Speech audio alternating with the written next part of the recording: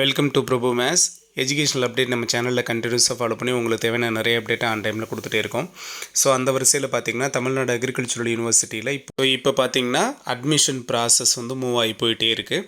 நமக்கு second round கவுன்சிலிங்குமே முடிய போகுது, சரிங்களா? ஸோ ஃபஸ்ட் ரவுண்ட் கவுன்சிலிங் முடிச்சுட்டு அதில் சீட் அலாட்மெண்ட் ஆனவங்களுக்கு சிபியும் முடிஞ்சிருச்சு. செகண்ட் ரவுண்டு சிபியும் இன்றைக்கி கம்ப்ளீட் ஆகிடுச்சு, சரிங்களா? இப்போ எல்லாருமே கேட்குறது, சார் ஃபஸ்ட் ரவுண்டு ஸ்லைடிங்கோட ரிசல்ட் வந்தப்போ நமக்கு கிடைச்ச நியூ அலாட்மெண்ட் பார்த்திங்கன்னா 645 பேருக்கு நியூ அலாட்மெண்ட் கிடச்சிது.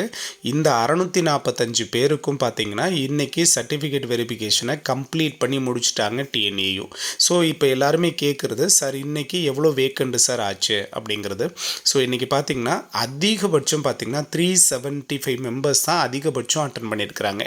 ஸோ மினிமம் நமக்கு ஒரு 230 சீட்ஸாவது கட்டாயமாக நமக்கு வேக்கண்ட் ஆகியிருக்கு.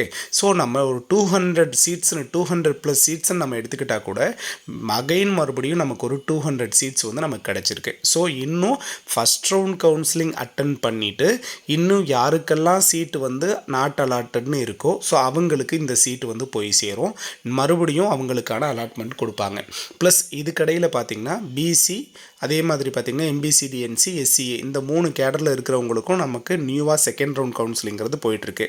ஸோ இதில் விழுற வேக்கன்சி ப்ளஸ் அவங்களே வந்து ஒரு வேக்கன்சியை ஃபிக்ஸ் பண்ணி வச்சுருக்கிறாங்க. அந்த வேக்கன்சிக்காக தான் அந்த செகண்ட் ரவுண்ட் கவுன்சிலிங் வந்து நமக்கு கொடுத்துருக்காங்க. ஏன் அப்படின்னா, இது எப்படி சார் அந்த வேக்கன்சி எங்கேருந்து சார் கிடச்சதுன்னு யோசிச்சிங்க அப்படின்னா, ஃபஸ்ட் ரவுண்ட் நமக்கு சர்டிஃபிகேட் வெரிஃபிகேஷன் முடிச்சதுக்கப்புறம் கிடைச்ச வேக்கன்சி பார்த்திங்கன்னா 1150 சீட்டுக்கிட்ட. ஆனால் அதில் 645 பேருக்கு தான் நமக்கு செகண்ட் ரவுண்டில் நமக்கு அலாட்மெண்ட் கொடுத்தாங்க.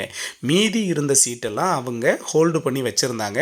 ஸோ அந்த சீட்டுக்கு தான் செகண்ட் ரவுண்ட் அலாட்மெண்ட் வந்திருக்கு. இதில் BCMக்கு almost completed, SC and ST ஸ்டூடெண்ட்ஸுக்கு ஆல்மோஸ்ட் கம்ப்ளீட்டட்.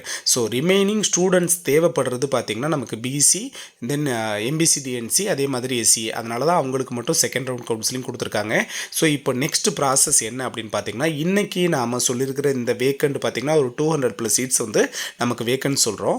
ஸோ இந்த 200+ சீட்ஸும் plus second round counselling attend பண்ணவங்களுக்கும் சேர்த்து பார்த்திங்கன்னா அடுத்து அலாட்மெண்ட்டு வரப்போகுது, சரிங்களா? என்றைக்கு சார் அந்த அலாட்மெண்ட்டு வரும்? ஸ்லைடிங் 2ஓட ரிசல்ட் வந்து எப்போ சார் வரும் அப்படின்னு பார்த்திங்கன்னா, இன்றைக்கி நமக்கு சிவியை கம்ப்ளீட் பண்ணிட்டாங்க. ஸோ இன்றைக்கி ஸ்லைடிங் கொடுத்தவங்க ப்ளஸ் ஃபஸ்ட் ரவுண்டு சிவி எல்லாத்தையுமே நமக்கு கன்க்ளூட் பண்ணி நமக்கு மேக்ஸிமம் மண்டே ஆர் டியூஸ்டே இந்த 2 நாளில் ஒரு நாள், மேக்ஸிமம் ஒரு நாள் எக்ஸஸாக கூட நீங்கள் எடுத்துக்கோங்க. ஏன்னா நமக்கு லாஸ்ட்டெல்லாம் அவங்க சொன்ன டேட்டை விட்டு அதிகமாக 5 டேஸ் கழித்து தான் நமக்கு வந்தது. அதே மாதிரி பார்த்திங்கன்னா இந்த தடவை வந்து அந்த அளவுக்கு போனஃபைட் கொடுத்து ஜாயின் பண்ணியிருக்கிறதுக்கு சான்ஸ் இல்லை.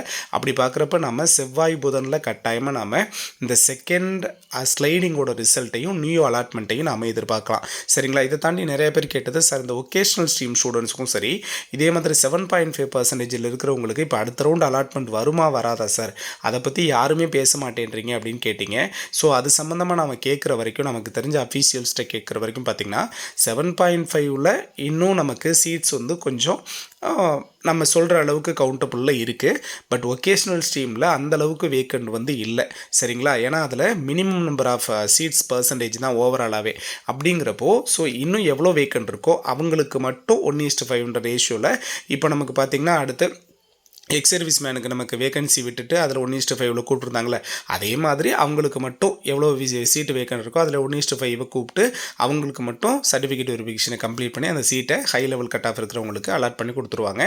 ஸோ ஒகேஷ்னல் ஸ்ட்ரீமுக்கு அந்தளவுக்கு வேக்கன்ட் இல்லை. அதே மாதிரி 7.5க்கும் ஸோ இந்த ப்ராசஸ் தான் அடுத்து அவங்க ஃபாலோ பண்ணுவாங்க, சரியா? இன்னும் நிறைய பேர் கேட்குற கேள்வி, இந்த ஃபீஸ் சம்மந்தமாக கேட்டிருந்தீங்க. காலேஜ் வந்து ஜாயின் பண்ணுற அன்னைக்கே நம்ம ரிமைனிங் ஃபீஸ் எல்லாமே கட்டணுமான்னு. ப்ரைவேட் அஃபிலியேட்டட் காலேஜ்லேயும் சரி, த்ரூ மேனேஜ்மெண்ட் கோட்டாவில் நீங்கள் போய் ஜாயின் பண்ண காலேஜாக இருந்தாலும் சரி, கட்டாயமாக உங்களுக்கு காலேஜ் ஓப்பனிங் அப்போது நீங்கள் ஃபீஸ் ரிமைனிங் ஃபீஸை ஃபஸ்ட் செமஸ்டரோட ஃபீஸ் கட்டியே ஆகணும். காலேஜ் ஓப்பனிங் டேட்டு கட்டாயமாக சேஞ்ச் ஆகுது. இன்றைக்கி சிவி போனவங்கள்ட்ட TNAU மூலமாக கிடைச்ச டீட்டெயில் என்ன அப்படின்னு பார்த்தீங்கன்னா, நமக்கு காலேஜ் ஓப்பனிங்கிறது ஜான்வரி 3ஆம் தேதி கிடையாது, ஜான்வரி 6ல் ஓப்பன் பண்ணுறதுக்கு பிளான் பண்ணியிருக்காங்க அப்படிங்கிற டீட்டெயில் கிடச்சிருக்கு. ஸோ நமக்கு காலேஜ் ஓப்பனிங் டேட்டும் மாறுது. இந்த அஃபீஷியல்ஸ் இன்ஃபர்மேஷன்ஸ் எல்லாமே நமக்கு கிடைச்சதை ஷேர் பண்ணியிருக்கோம், ஓகேவா?